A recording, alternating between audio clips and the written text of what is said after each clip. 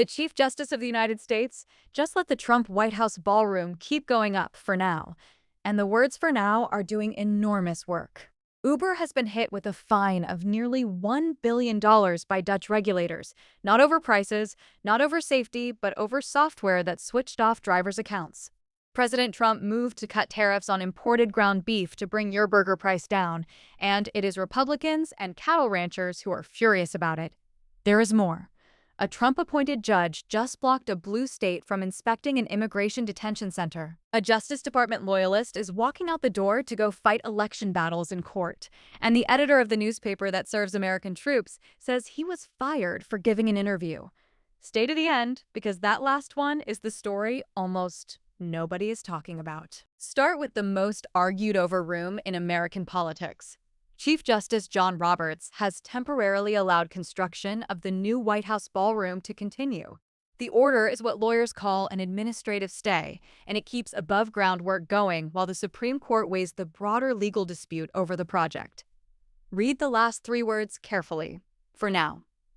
An administrative stay is not a ruling on who is right. It is a pause button pressed in the administration's favor that holds things in place while the justices decide what to do with the case underneath it. In practical terms, the cranes keep swinging, the crews keep getting paid, and the structure keeps rising while the lawyers argue over whether it should have been started at all. President Donald Trump has defended the bill directly, saying of the construction, quote, "This isn't for me, it's for future presidents." Opponents took the dispute into court anyway. Here's why this matters beyond architecture.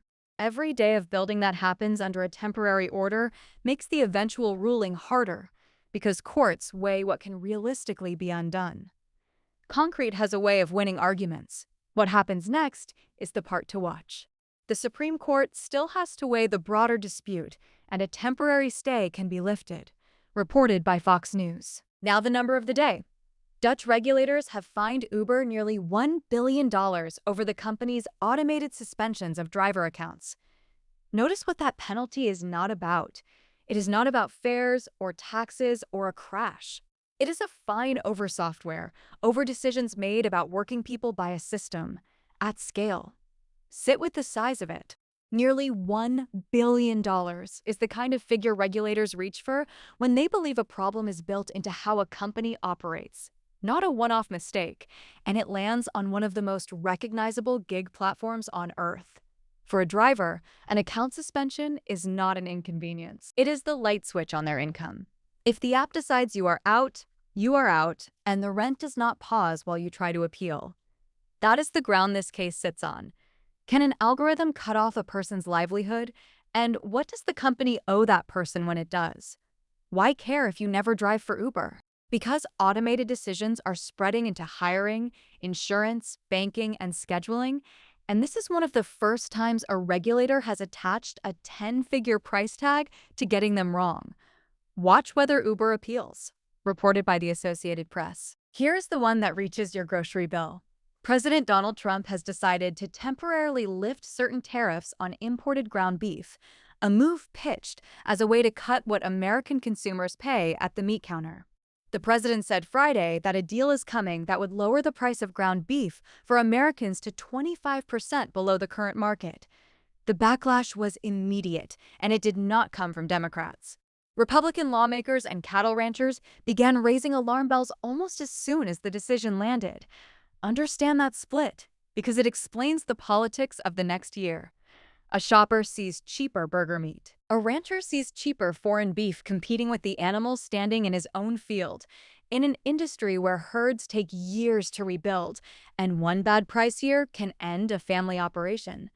Tariffs that protect the producer raise the price for the shopper. Tariffs that spare the shopper squeeze the producer. There is no version where both win at the same time, and this decision picked the shopper. What to watch next?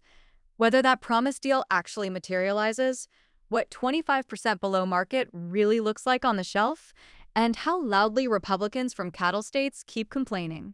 Reported by The Hill. A federal judge appointed by President Donald Trump has blocked a blue state's crackdown on an immigration detention center, and the detail that makes this one worth your attention is how narrow the law turned out to be. According to the reporting, the Geo Group's Aurora Immigration Detention Center was the only site subject to the law's unannounced inspections. One law, one facility, one operator. That is the problem the state now has to answer for in court, a rule written as general oversight, but landing on exactly one address. The state's pitch was simple enough.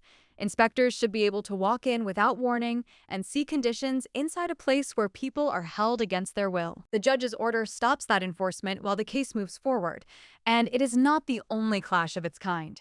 Fox News also reports that a separate federal judge blocked New York state regulations attempting to force federal immigration agents to wear identification. Two states, two attempts to put state rules on federal immigration operations, two judges saying no. Why this touches your money? Detention is an industry as much as a policy, run by private operators on government contracts, and unannounced inspection is one of the few levers a state holds. Today, that lever got shorter, reported by Fox News. A name most people outside Washington would not recognize just moved to the center of this election year. Ed Martin, a loyalist to President Donald Trump, is leaving the Justice Department to focus on election legal battles. That is the stated reason for the exit, in those words. Legal battles. Think about the sequence there. A senior figure steps out of the department that enforces federal law and straight into the fight over how elections are contested. None of that is unlawful, and people leave government for political work constantly. But the direction tells you where the energy is going, not into the campaign ads, into the courtrooms. A modern American election does not end on election night. It continues through certification disputes, recount petitions, ballot challenges, and emergency filings, and the side with the deeper bench of lawyers ready on day one carries a real structural advantage into all of it. This move is a signal that at least one side is staffing that bench early and out in the open. Why it should matter to you? Election litigation helps decide which votes get counted, it moves fast, and it happens in venues most voters never see. Watch where Martin lands, who pays for the operation, and which states he targets first, reported by the Associated Press. Finally, a firing inside the newsroom that serves the American military. The editor of Stars and Stripes says he has been fired for insubordination after doing an interview. That is his account of it. The stated charge against him is insubordination, and the trigger, as he describes it, was talking publicly. Stars and Stripes is not an ordinary paper. It is the outlet that serves American service members and their families, and its independence has been fought over for decades, precisely because the institutions it covers also sit above it in the chain of authority. So when the top editor says he lost his job after giving an interview, the real question is not one man's employment. It is whether people in uniform get a paper that reports or a paper that repeats. Be careful here. This is the editor's characterization of why he was removed, and the other side deserves to be heard before anyone draws a conclusion. Watch whether the organization responds publicly, whether its explanation matches his, and whether anyone in Congress asks the question out loud, and why it touches your money and your safety. A quiet military press is a slower alarm bell on procurement, on readiness, and on how the troops your taxes pay for are treated, reported by the Associated Press. Watch two things closely this week: whether the Supreme Court moves past that temporary stay on the ballroom, and whether the promised beef deal ever actually shows up at the checkout line. Here's my question for you. When software or an order takes away someone's income, who should have to answer for it? The company, the regulator, or nobody at all? Tell me in the comments. If this was worth your time, hit like and subscribe because we do this every single day.